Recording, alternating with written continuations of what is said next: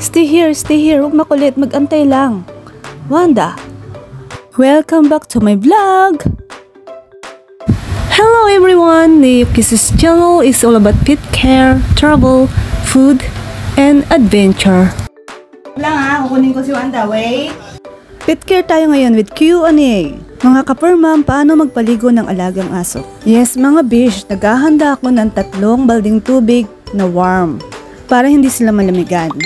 Anong shampoo ang gamit nyo? Senroth Shampoo and Conditioner ang gamit namin mga ka-permam. Ito lang yung shampoo na nagpasilky at nagpalambot talaga ng buhok nila. At syempre, Senroth din ang sabon nila. Anong strategy niyo sa pagligo? I make sure na basa talaga yung buong buhok, pati na yung katawan nila. Ito yung best way para ma-absorb agad ng kanilang buhok ang shampoo hanggang sa buong katawan nila. Paano ka mag-apply ng shampoo? Do not put directly to their hair. Need mo siyang i-dilute sa water at halo-haloin bago mo siya i-apply evenly. At ibuhos ko ng pakonti-konti hanggang sa manuot sa katawan nila para malinis sila na maigi. And I gently massage in their whole body. Question number 5, ano ang gamit mo pang-brush o panlinis? I use Knit Scrub. I purchased this one in Watson. And it comes in 2 pairs pero ginagamit ko yung isa at sa kanila naman yung isa. And it's a highly recommended mga ka-permam kasi talagang nalilinis mo maigi yung mga excess dirt nila, yung mga oily nila sa skin, nababrush na maigi. At talagang na-scrub ang bawat intermediate na mga pores nila. Kasi pag madalas kayong lumalabas, sumisiksik talaga yung alikabok in between ng kanilang mga pores. Kaya kailangan mo talagang i-brush na maigi para hindi maipon ang dumi at hindi mamaho. This time nakulangan ako sa shampoo kaya nagtimpla ako uli. Kasi sa sobrang dami ng nilakad namin kahapon, ma-oily ang kanyang skin pati na ang kanyang buhok. Question number 6, how to rub and scrub your dog? Back and forth lang siya mga mamshi. At huwag masyadong madiin. And you need to pay attention sa mga singit-singit nila, particularly sa genital area nila. At ganoon na rin sa mukha nila mga mamshi, pati sa all over the body nila. Alam niyo mamshi, kung gumagamit kayo ng scrub, talagang matutuwa kayo kasi tanggal talaga lahat ang oily skin and oily hair nila. I honestly compare at talagang it's proven ko na. Question number 7 tayo mga ka-permam. Pagkatapos mag-shampoo, babanlawan na ba kaagad o ibababad pa? For me, hindi kailangan ibabad ang shampoo sa katawan nila kasi nakakadry ng hair. At binabanlawan ko na siya kaagad para ready na siya for conditioner. Kasama sa pagligo. Question number 8, paano mag-apply ng conditioner? Ang conditioner naman, dinidirekta ko sa hair nila. And I gently massage it for the whole body. At para manuot sa bawat hibla ng kanilang buhok. At ang result naman nito ay napakalambot. At ma-achieve mo ang bouncy hair na tinatawag nila mga mamshi. Question number 9, need bang ibabad ang conditioner? Yes mga ka-permam, kailangan ibabad sa conditioner ang mga hair ng mga alaga nyo. Quick, stay there. Stay. Sabi ni Mama, stay, di ba? Sabi ni Mama, stay. Good. Being a fur mom, parenting to your dogs, it's matter and very important. Katulad ni Wanda ko, bata pa siya at may kakulitan pa.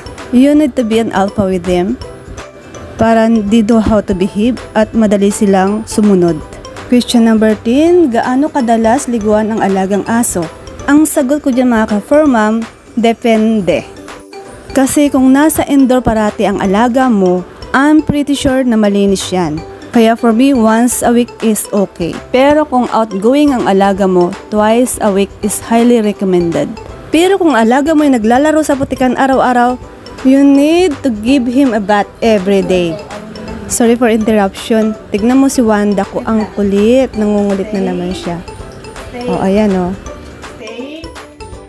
Stay. Good girl. Stay. So, ang pagligo, tipintis activities nila. Question number 11, paano i-handle ang aggressive na alaga? Being a fur mom, nakikipag-communicate din ako sa mga trainer ng mga aso. So, I picked some ideas na na-i-apply ko kay Wick at kay Nisa. Kasi sila yung aggressive. Number 1 is repeating tap on their head na nagpapaintindi sa kanila na you have to be calm and use the word stop. At ikukorek mo sila right there and then.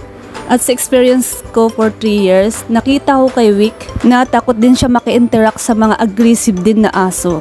Kaya kung minsan nilalapit ko siya sa mga to, kasi talaga nababawasan yung being aggressive niya. Hindi siya galit sa babaeng aso, pero galit na galit siya sa... Galit na galit siya sa lalaki. Hindi ko ba alam dito? Good boy naman si Wookie, marunong mag-alpay. Good boy yun? Wookie is a good listener. At ang isang tips pa mga ka-fur mom, need mo talaga silang kausapin ng kausapin, lambingin ng lambingin, para alam din nila ang dos and the don'ts. Tumataas din yung level ng comprehension nila pag parati mo silang kinakausap, madali silang pasunurin, at kung may sinasabi ka, naka-pay attention sila parati. Like Wookie, he loves to hear and understand the words that I'm saying. Ang bait niya mga may, adorable dog talaga siya. But always remember mga ka-fur mom, dog has a different characteristic, attitude, behavior, katulad ng mga alagang aso namin dito sa bahay. Si Wick, very aggressive sa labas, pero pagdating sa bahay, very thoughtful at napakabait sa member of the family. Si Wookie, loob at labas mabait. Question number 12, bawal bang liguan ang aso kapag buntis? Ang sagot din mga mamshi, hindi bawal liguan ang aso kapag buntis. According sa bit namin, hindi daw bawal liguan ang mga aso, lalong-lalo na kapag malapit na mga anak. 1 week before due date nila mga anak, kailangan liguan muna sila para wala silang bakterya at ready na sila for breastfeed para sa newly born babies nila. Question number 13, need bang liguan ang newly born puppies? Ang sagot niya mga mamshi is a big no. Based on my research and according sa vet, hindi mo kailangan liguan ng newly born puppies. Antayin mo magiging 2 months siya bago mo siya liguan. Anyway, kung napapansin nyo, ang mga nanay na dog ang naglilinis kanilang anak by licking them. And this is the nature of the dog. And it's given na ganun talaga ang aso at saka pusa. In 2 months time, pwede na silang kumain ng solid food. This is the time na pwede mo na silang liguan. In preparation na pwede na rin silang humiwalay sa kanilang mga magulang. Question number 14, gaano katagal ibabad sa conditioner? 5 to 7 minutes? Or depende kung ilan silang pinaliguan ko mga mamshi. Katulad ngayon, pinagsabay-sabay ko silang 3. So medyo mahaba yung duration ng pagbabad ko kay Wanda, ganun din kay Wick. Pero wag kayo mag-alala mga mamshi. It's not harmful at all kahit na ibabad mo yung buhok nila na matagal sa conditioner. And it's proven mga me, you can try it kasi ganyan ang ginagawa ko sa mga dogs ko. Best tip ever mga me. Ang technique ko mga me ganito, sabay-sabay ko silang liguan para hindi ako maapura sa pag-aantay. Kasi kung isa lang yung liguan mo, inaapura mo na siyang banlawan, ng banglawan. Kaya hindi mo na a-achieve yung sinasabi mong lambot ng buhok kapag nagmamadali ka. Lalo na sa may makakapal ng hair katulad ng mga alaga namin mga mamshi. Maraming nagtatanong sa akin naka-fur mom pag nahahawakan nila yung mga buhok ng aso namin. Ang sabi nila, ba't ang lambot-lambot ng buhok? Anong gamit nyo? Tapos tinatanong nila kung anong sikreto. Ito yung sikreto na ginagawa ko. Binababad ko sila sa conditioner at pinagsasabay-sabay ko talaga silang liguan. Katulad ngayon, 3 sila. But usually, 2 lang talaga ang nililiguan ko. Since nagpa-white and white si Nisa kahapon, kaya pinagsabay-sabay ko naman silang 3 ngayon. That is the top secret mga mamshi. Question number 15, need ba talaga sila mag-conditioner? Ang sagot dyan ay big yes mga mamshi. Lalo na kung ang mga alaga nyo ay mabalahibo, tapos mahaba o may kahabaan talaga ang buhok. Need nila ang conditioner para iwas buhol. Kasi pag nagmat sila, nagbuhol ang mga buhok nila, ang hirap suklayin. At kung nagmat yun, kailangan mo pang gupitin. Ganong kahirap pag hindi mo sila kinukondisyoneran. At kung sa tingin nyo mga mamshi, magastos ang conditioner, pwede nyo naman siyang gawing alternate. Or list ang paglalagay nyo pero i-massage nyo siya ng softly and gently at ibabad nyo siya na may katagalan din. Sana mga mamshi nakakapagbigay ng tips sa inyo tong mga sinasabi ko para sa inyong mga alaga. All the things that I'm saying is based on vet, based sa research, based on studies, based on my experience din mga mamshi. And one of my difficult experience is nung nagka-skin allergy si Wick. Kasi si Wick, first litter siya ni Wookie. Siya yung outcome ng sharing puppies. So nung kinuha namin siya, may skin allergy na talaga siya. Exactly 2 months nung kinuha namin siya, talagang buong katawan niya kating-kati, so naawa kami sa kanya. So ang ginawa namin, bit dito, bit doon, naghanap talaga kami ng specialist sa skin allergy niya.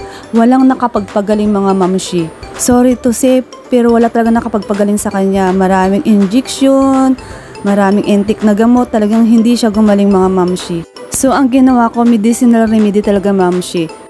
So ang ginawa ko, kumuha kami ng dahon ng bayabas, pinakulo, at yun ang pinanglalanggas ko sa kanya. In 1 week, 2 to 3 times ko siyang pinapaliguan kasi talaga yung skin niya nagtatanggal at talagang namamaho siya. Question number 16, ano ang pwedeng panggamot sa skin allergy? Mga kamamshi, maliwanag pa sa sikat ng araw na ang nakakagamot sa skin allergy talaga is dahon ng bayabas na pinakulo. Need nyo lang talaga mag-sacrifice na paliguan ng paliguan siya ng dahon ng bayabas. At ang isang alternative nito is dahon na madikakaw. Yet, it's not very expensive na gamutan, pero totally agree na it's effective mga mamshi. Hanggang ngayon, pinapaliguan ko pa si Vic ng dahon ng bayabas. Kung nakikita ko siyang nangangamot na ganun, pinapaliguan ko na siya kaagad kasi ayaw ko nang bumalik yung kanyang skin allergy. Actually, ginawa ko siya mga 5 months siguro na ganun. At talaga namang hindi na bumalik. At ang napansin ko pa, lalong gumanda ang kanyang buhok.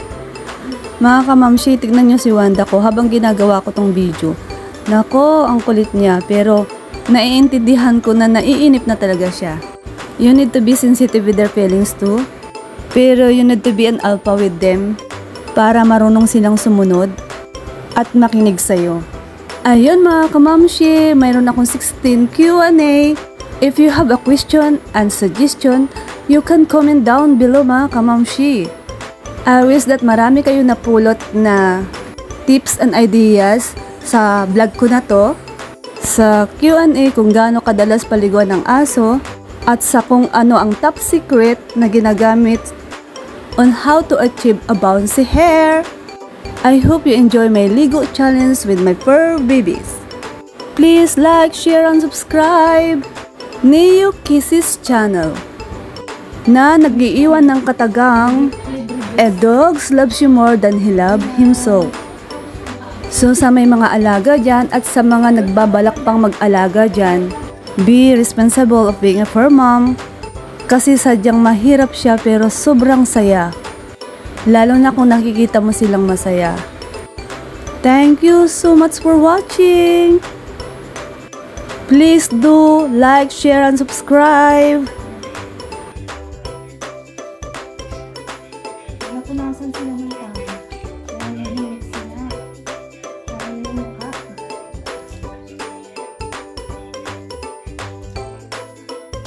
Stay. Stay, Wanda. Stay. Huwag ka masyadong pumunta sa camera. Stay.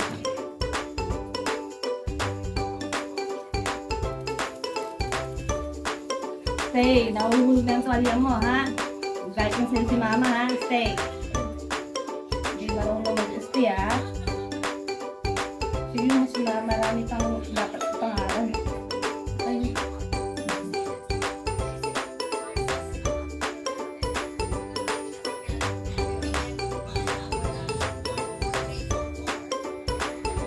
Ayan. Ito naman. Ito naman.